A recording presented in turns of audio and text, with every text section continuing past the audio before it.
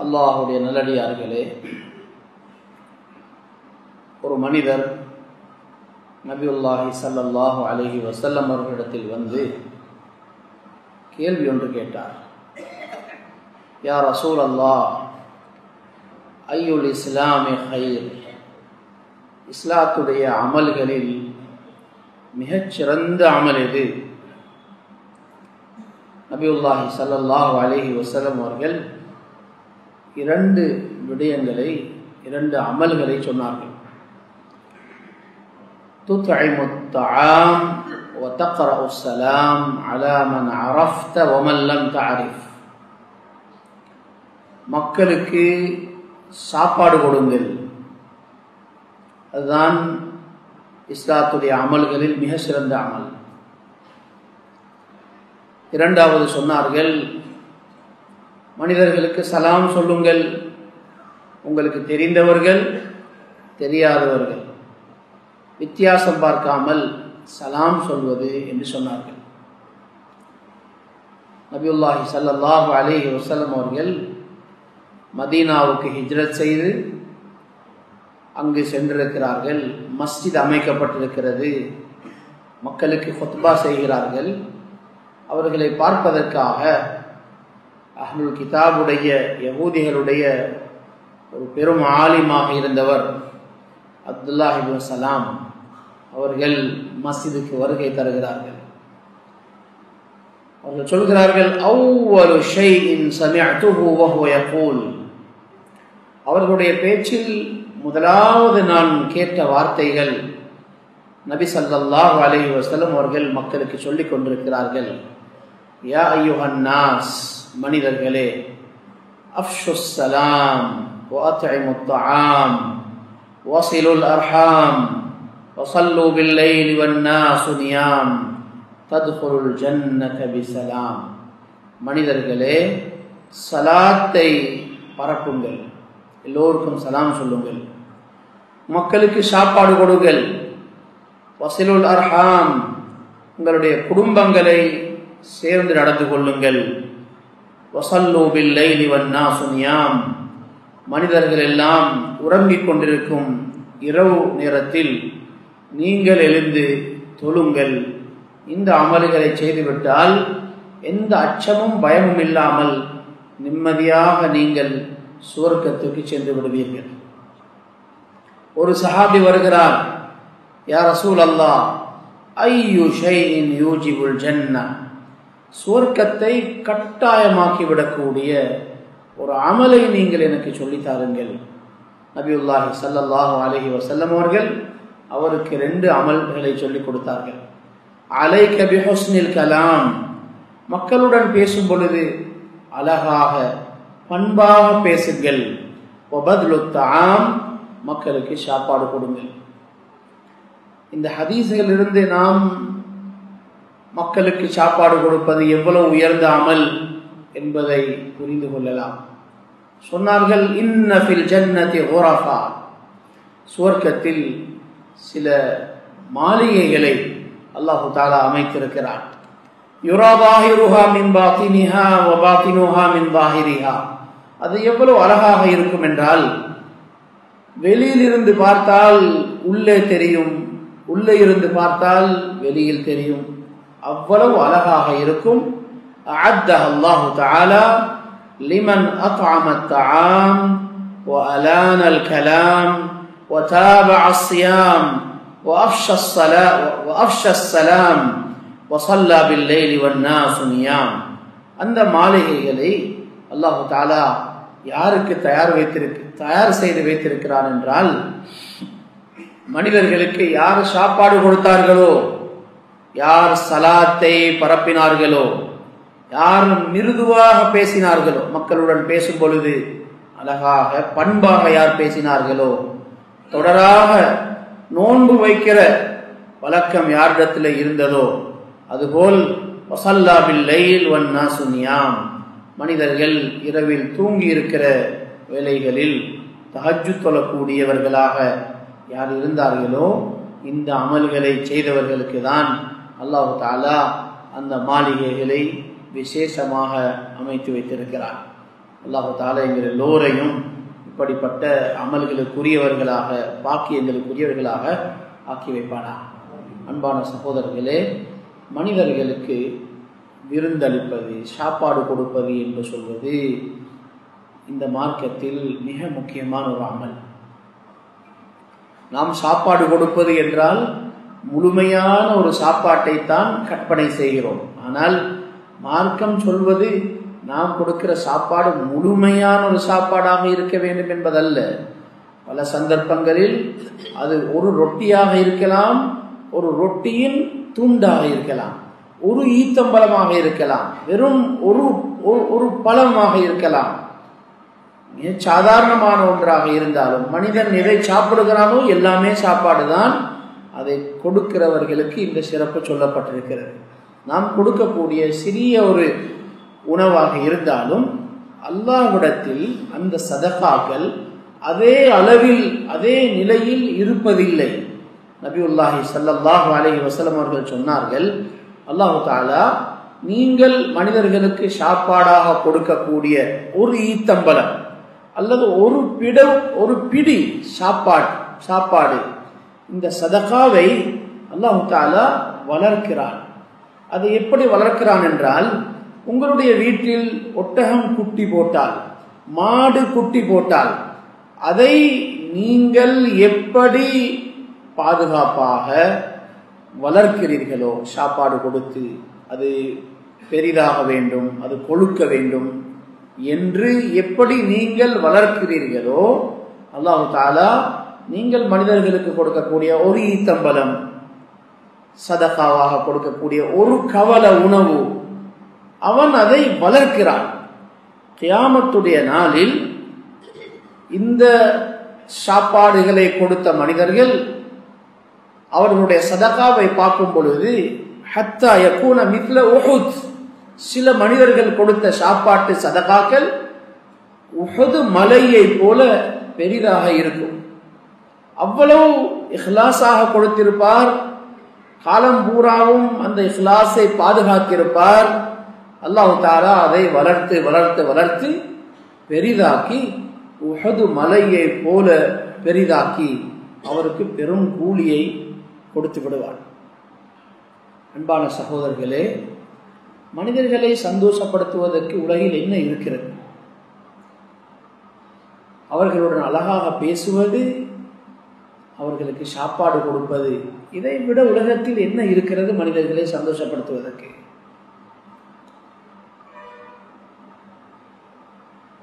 நல்ல மனிதர்களுடைய வாய்க்குள் நம்முடைய கையால் ஒரு சாப்பாடு, ஒரு குடிபானம் போகும் என்றிருந்தால் அல்லாஹ்வுக்கு விசேஷமாக நன்றி செலுத்த வேண்டும்.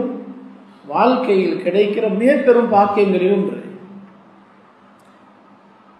சொன்னார்கள், கியாமத்துடைய நாளில் ஒரு மனிதன் சுவர்க்கம் முடிவு செய்யப்பட்டு சுவர்க்கத்துக்கு போய்கொண்டிருப்பான். நரகத்திலிருந்து ஒரு சத்தம் கேட்கும், ஐ ஃபுலான், இவனுடைய பெயரை சொல்லி யாரோ அழைக்கிறார். திரும்பி பார்த்தால் அவர் சொல்லுகிறார், அலம் உத்ஐம்க, உனக்கு நினைவு இருக்கிறதா, நான் உங்களுக்கு ஒரு சாப்பாடு தந்திருக்கிறேன் உலகத்தில். இவர் சொல்லுவார், ஆம் எனக்கு நினைவு இருக்கிறது. அப்படி என்றால் நான் இன்று நரகத்தில் இருக்கிறேன், எனக்காக நீங்கள் சிபாரிசு செய்ய வேண்டும் அல்லாஹ்விடத்தில், நானும் சொர்க்கத்துக்கு செல்ல வேண்டும். இந்த சொர்க்கவாதி சிபாரிசு செய்வார். அல்லாஹ் தஆலா அவருடைய சிபாரிசை ஏற்றுக்கொண்டு அந்த மனிதனை நரகத்திலிருந்து வெளியாக்கி சொர்க்கத்துக்கு அனுப்பிவிடுவான். வெறும் ஒரே ஒரு சாப்பாட்டுக்காக அல்லாஹ் தஆலா நரகத்திலிருந்து அவரை வெளியேற்றி சொர்க்கத்தை கொடுத்து விடுகிறார். இன்னொரு மனிதர் சொர்க்கத்துக்கு செல்லும் பொழுது நரகத்திலிருந்து ஒருவர், ஐ ஃபுலான் அலம் அஸ்திக், மனிதனே உங்களுக்கு நான் ஒரு தடவை உலகத்தில் குடிக்க தந்திருக்கிறேன், நினைவு இருக்கிறதா? ஆம் என்று சொல்லுவார். நான் இருக்கிற நிலையை பாருங்கள், என்னுடைய கஷ்டத்தை பாருங்கள், அல்லாஹ்விடத்தில் எனக்காக சிபாரிசு செய்யுங்கள்.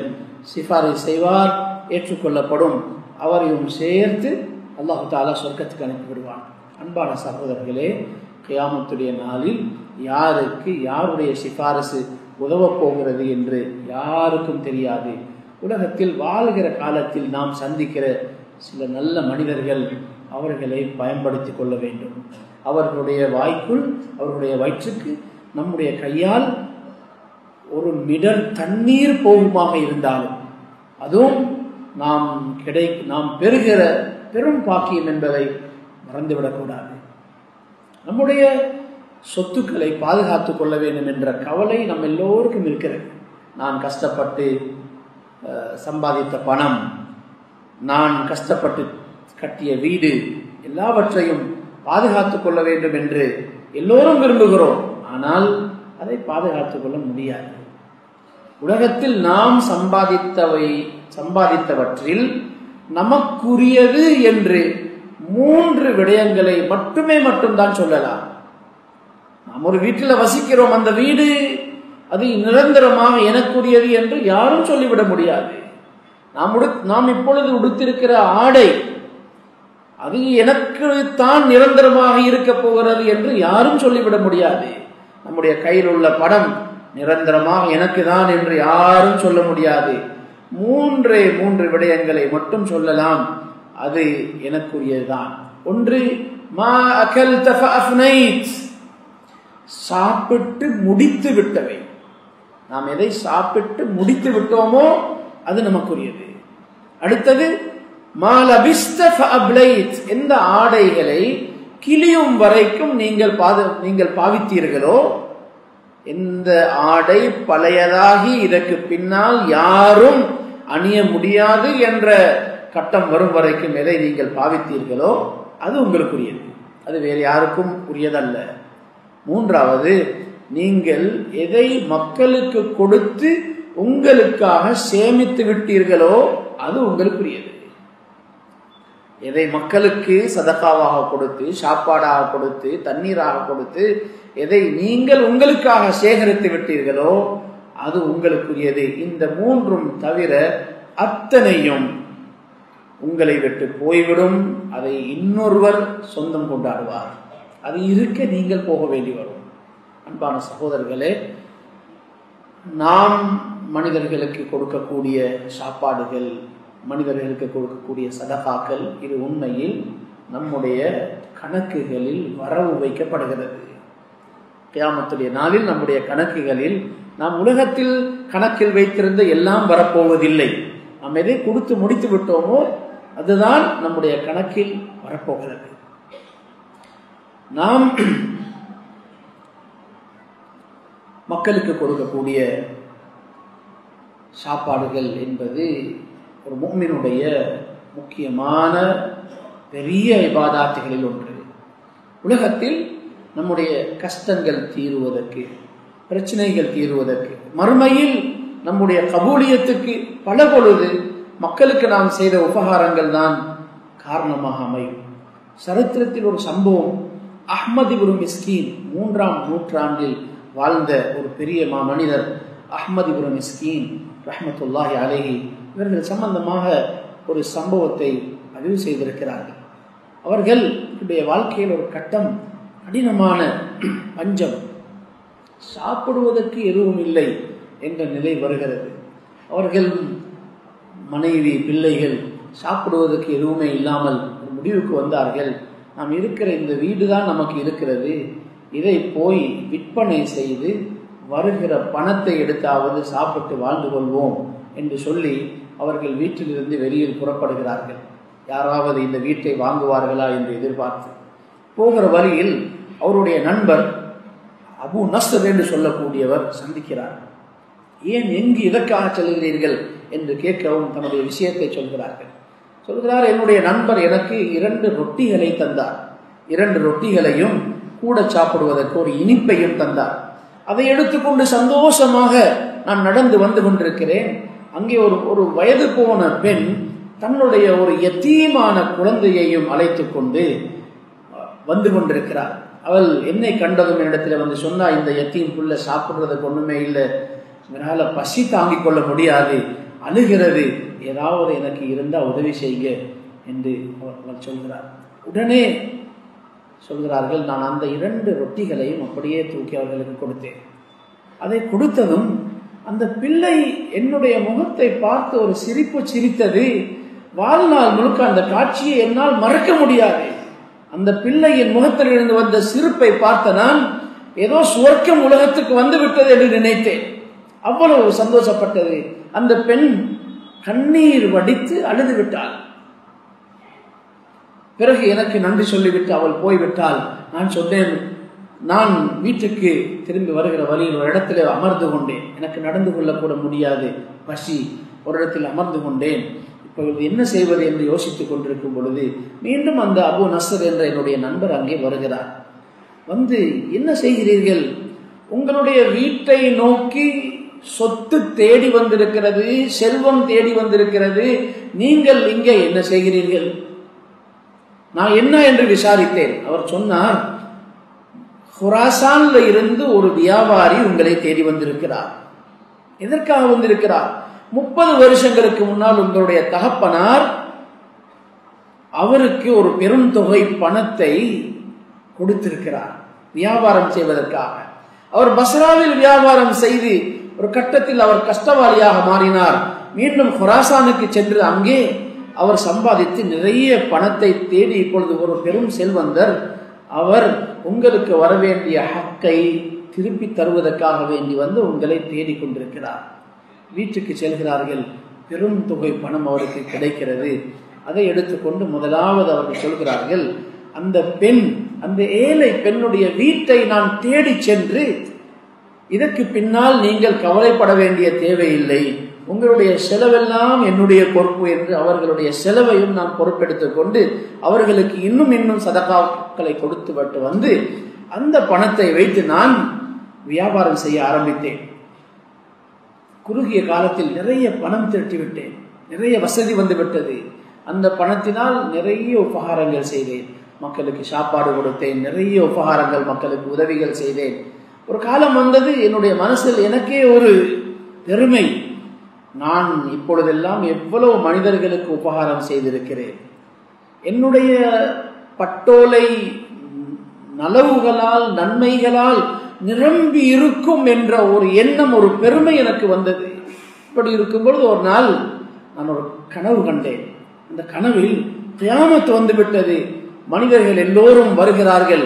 அவர்களுடைய உடல் மிக பெருத்த உடலுடன் அவர்கள் செய்த அமல்களை, பாவங்களை எல்லாம் சுமந்து கொண்டு வருகிறார்கள். நானும் வருகிறேன். என்னுடைய அமல்கள் நிறுக்கப்படுகிற நேரம் வந்தது. என்னுடைய அமல்கள் நிறுக்கப்படுவதற்காக அந்த தராசில் அமல்கள் போடப்பட்டது, பாவங்களும் போடப்பட்டது. பாவம் போடப்பட்ட அந்த தராசி அப்படியே பணிந்து விட்டது. என்னுடைய அமல்கள் பாரமாக இருக்கவில்லை. அப்பொழுது நிற்கிற மலக்குகள் அங்கே சில நல்ல அமல்களை கொண்டு வந்து சொல்கிறார்கள், இன்னும் சில அமல்கள் இருக்கிறது, அதை போடுவோம் என்று. நான் செய்த ஒவ்வொரு உபகாரங்களாக அந்த நன்மைகளை எடுத்து எடுத்து தராசில் போடுகிறார்கள். பார்த்தால் அந்த ஒவ்வொரு நன்மைகளுடனும் அதற்கு கீழாலும் ஏதோ ஒரு உலக ஆசை, உலக நோக்கம் மறைந்திருக்கிறது எனக்கு தெரிகிறது. எதை போட்டும் தராசு நன்மை பக்கம் கனமாகவில்லை, பாரமாகவில்லை. இறுதியில் இன்னொரு அமல் இருக்கிறது என்று சொல்லி ஒரு மலக்கு ஒரு அமலை கொண்டு வருகிறார். பார்த்தால் அதுதான் நான் கொடுத்த 2 ரொட்டிகள். அந்த 2 ரொட்டிகளும் அந்த தராசின் பக்கத்தில் நன்மையில் போடப்படுகிறது. ஓரளவு பாரம் அசைந்து நன்மை பக்கம் ஓரளவு பணிந்தது. அப்பையும் நன்மையுடைய அந்த தட்டு பணியவில்லை, பாரம் அதிகரிக்கவில்லை.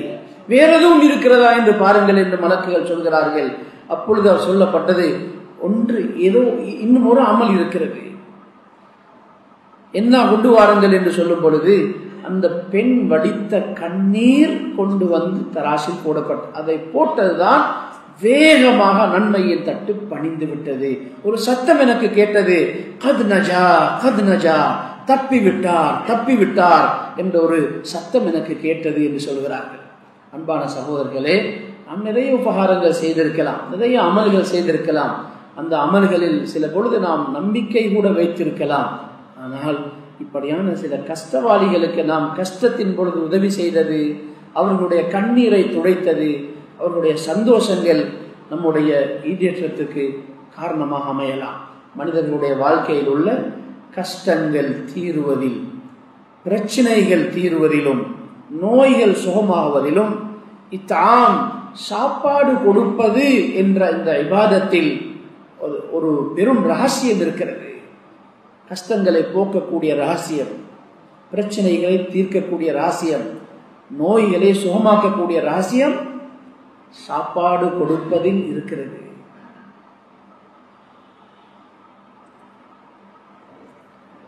ரோமுடைய யுத்தம் நடந்து கொண்டிருந்த காலம், முஸ்லிம்களுடைய தரப்பில் இருந்து ரோமர்களால் ஒருவர் கைதியாக, ஒரு வாலிபர் கைதியாக பிடிபடுகிறார்.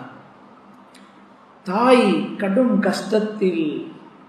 கஷ்டத்துடன் வீட்டில் வாழ்கிறார்கள். ஒரு நாள் சாப்பாட்டை எடுத்துக்கொண்டு சாப்பிடுவதற்கு தயாராகும் பொழுது ஒரு மிஸ்கீன் அங்கே வருகிறார், ஒரு ஏழை. இந்த தாய் அந்த பசி இருந்தும் கூட அந்த சாப்பாட்டை அப்படியே எடுத்து அந்த ஏழைக்கு கொடுத்து விட்டு ஒரு துவா கேட்கிறார். யா அல்லாஹ், என்னுடைய மகனை திரும்ப கொண்டு வந்து சேர்த்து விடு. அவனுடைய கஷ்டம், வாழ்க்கையில் கஷ்டம், மகன் இல்லாமல், அதை கொடுத்து விட்டு துவா கேட்டார்கள். யா அல்லாஹ், மகனை திரும்ப கொண்டு வந்து சேர்த்து விடு. சில நாட்கள் கழியவில்லை, மகன் திரும்பி வந்து விட்டார். தாய் கேட்கிறார்கள், ரோமர்கள் எல்லோரையும் விட்டு விட்டார்களா? சொன்னார்கள், இல்லை, என்னை மட்டும் விட்டார்கள். என்ன நடந்தது? என்னை கால் விலங்கு போட்டு கட்டி வைத்திருந்தார்கள். ஒரு நாள் திடீரென்று அந்த கால் விலங்கு உடைந்தது. அவர்கள் பார்த்தார்கள், என்னுடைய கால் விலங்கு உடைந்திருக்கிறது, விலங்கை மாற்ற வேண்டும் என்று சொல்லி இன்னொரு விலங்கை கொண்டு வந்து போட்டு கட்டினார்கள். அதுவும் உடைந்தது. இன்னும் ஒன்று கொண்டு வந்தார்கள், அதுவும் உடைந்தது. கொண்டு வந்து காலை கட்டுகிறார்கள், விலங்கு உடைந்து போகிறது. இந்த அதிர்ச்சியை பார்த்ததும் அவர்கள் சொன்னார்கள், நீங்கள் இப்படியே இருங்கள், எங்களுடைய உஸ்குஃப், எங்களுடைய ஆலிம் இருக்கிறார், அவர்கள் நசாராக்கள், எங்களுடைய ஆலிமிடத்தில் நாம் இதை பற்றி கேட்க வேண்டும் என்று சொல்லி அவர்கள் போயினார்கள். போய் கேட்டுவிட்டு வந்தார்கள். அந்த ஆலிம் சொன்னார், இதையெல்லாம் கேட்டுவிட்டு இந்த மனிதருக்கு ஒரு சாலிஹான தாய் அல்லது யாரும் இருக்க வேண்டும், அவர்களுடைய துஆதான் இதற்கு காரணமாக இருக்க வேண்டும், அவரை விட்டு விடுங்கள் என்று சொன்னார். ஆகவே அவர்கள் வந்து என்னை திறந்து விட்டார்கள், நான் வந்து விட்டேன் என்று சொன்னார். தாய் கேட்கிறார்கள், அது எப்பொழுது நடந்தது? சரியாக அந்த சதகா, அந்த சாப்பாடு எப்பொழுது கொடுக்கப்பட்டதோ அதே நேரத்தில் தான் அங்கே அந்த அற்புதம் நடந்திருக்கிறது. அன்பான சகோதரர்களே, வாழ்க்கையில் அற்புதங்களை பார்க்கலாம், பிரச்சனைகளை இலகுவாக தீர்த்து கொள்ளலாம். மனிதர்களுக்கு சாப்பாடு கொடுக்க வேண்டும். நபியுல்லாஹி ஸல்லல்லாஹு அலைஹி வஸல்லம் அவர்கள் சொல்கிறார்கள், ஐயுமா முஸ்லிமின் அத்அம முஸ்லிமன் அலா ஜூஇன், யாராவது ஒரு முஸ்லிம் இன்னொரு முஸ்லிமுக்கு பசியோடு இருக்கும் பொழுது சாப்பாடு கொடுத்தால், அத்அமஹுல்லாஹு மின் திமாரில் ஜன்னah, சுவர்க்கத்துடைய பழங்கள் இருந்து அல்லாஹ் தஆலா இவருக்கு சாப்பாடு கொடுப்பார். சுவர்க்க பழங்களை பற்றி குர்ஆன் பேசி இருக்கிறது. என்னென்ன பழங்கள் இருக்கும், அதனுடைய ருசி எப்படி இருக்கும் என்றெல்லாம் குர்ஆன் ஹதீஸ் பேசி இருக்கிறது. அந்த பழங்களை எல்லாம் இன்ஷா அல்லாஹ் சாப்பிடலாம். இங்கே மனிதர்களை நம்முடைய சாப்பாடுகளில் அவர்களை சேர்த்து கொள்ள வேண்டும். அது ஒரு கவலமாக கூட இருக்கலாம். ரமதானுடைய மாதம் நெருங்கி வந்து கொண்டிருக்கிறது. அன்பான சகோதரர்களே, ஒரு நாளில் ஒரு நோன்பு மட்டும்தான் பிடிக்கலாம். ஒரு நாளில் யாரும் 2 நோன்புகள் பிடிக்க முடியாது. ஆனால் ஒரு நாளில் பல நோன்புகளுடைய நன்மையை அடைந்து கொள்ளலாம். அதற்கு என்ன வழி என்றால், இஃப்தார்களில் நாம் பங்கெடுக்க வேண்டும். அது ஒரு மிடர் பாலாக இருக்கலாம், ஒரு ஈத்தம்பலமாக இருக்கலாம், ஒரு தண்ணீர் சொட்டாக இருக்கலாம். அந்த இஃப்தாரில் நாம் நம்முடைய ஒரு பகுதி சேர்ந்து விடும் பொழுது நபி ஸல்லல்லாஹு அலைஹி வஸல்லம் சொன்னார்கள், யார் நோன்பு திறக்கிறார்களோ அவர்களுடைய நோன்பின் முழுமையான நன்மை இந்த கொடுத்தவருக்கு கிடைத்துவிடும். இப்படி பார்த்தால் ஒரு நாளில் 10 பேருடைய நோன்பின் நன்மைகளையும் சம்பாதிக்கலாம், 100 பேர்களுடைய நோன்பின் நன்மையையும் சம்பாதிக்கலாம். முழு ஊரில் உள்ள மனிதர்களுடைய நோன்பையும் ஒரு தனி மனிதரால் சம்பாதித்துக் கொள்ளலாம். ஒரு சிறிய அளவிலாவது நாம் பங்கெடுத்துக் கொள்வோம். நபியுல்லாஹி ஸல்லல்லாஹு அலைஹி வஸல்லம் அவர்கள் சஹருக்கும் விருந்தாளிகளை அழைத்து சென்றிருக்கிறார்கள். நான் சஹரில் யாரும் விருந்து கொடுப்பதில்லை, ஆனால் தன்னுடைய வீட்டுக்கு விருந்தாளியாக சஹருக்கும் அழைத்து சென்றிருக்கிறார்கள். பெரும் நன்மையை சம்பாதிப்பதற்கான ஒரு வாய்ப்பு, ஒரு சந்தர்ப்பம் தான் ரமதானுடைய மாதம். வரக்கூடிய இந்த ரமலானுடைய மாதத்தில் நிறைய மனிதர்கள் கஷ்டப்படுகிறார்கள். சாப்பாட்டுக்கு வழி இல்லாமல், சொல்லிக்கொள்ள முடியாமல் கஷ்டப்படுகிற நிறைய குடும்பங்கள். அன்பான சகோதரர்களே, நம்முடைய வாழ்க்கையில் சில சிக்கனத்தை ஏற்படுத்தியாவது, வசதி உள்ளவர்கள், ஓரளவு வசதி உள்ளவர்கள் நம்முடைய சில சாப்பாட்டுகளை குறைத்தாவது மற்றவர்களுடைய சாப்பாட்டில் பங்கெடுக்க பார்ப்போம். ஆமுர் ரமாதா ஹிஜ்ரி 18ஆம் வருஷம் ஒரு பஞ்சகாலம் வந்தது. மக்கள் சாப்பாடு இல்லாமல் கஷ்டப்பட்டார்கள். உமர் ரலியல்லாஹு அன்ஹு அவர்கள் தனக்குத்தானே ஒரு நிபந்தனை போட்டுக் கொண்டார்கள். மக்களுடைய இந்த பஞ்சம் தீர்கிற வரைக்கும் நான் நெய் சாப்பிடுவதும் இல்லை, இறைச்சி சாப்பிடுவதும் இல்லை என்று தனக்குத்தானே சட்டம் போட்டுக் கொண்டார்கள். அந்த பஞ்சம் நீங்குகிற வரைக்கும் அவர்கள் நெய்யை உபயோகித்து தொட்டு சாப்பிடவும் இல்லை, எந்த வகையான இறைச்சியும் சாப்பிடவில்லை. அன்பான சகோதரர்களே, நாம் நம்முடைய வாழ்க்கையில் சில சில சிக்கனங்களை ஏற்படுத்தியாவது மனிதர்களுடைய இஃப்தார்களிலும் சஹர்களிலும் அவருடைய சாப்பாடுகளிலும் பங்கெடுக்க முயற்சி செய்வோம். அல்லாஹ் தஆலா நம் அனைவருக்கும் அருள் செய்வானாக. யா அல்லாஹ், நம்முடைய பாவங்களை மன்னிப்பாயாக, நம்முடைய பெற்றோர்களை மன்னிப்பாயாக, முஃமினான ஆண்கள் பெண்கள் அனைவரையும் மன்னிப்பாயாக. வ ஆகிரு தஅவானா அல்ஹம்துலில்லாஹி ரப்பில் ஆலமீன்.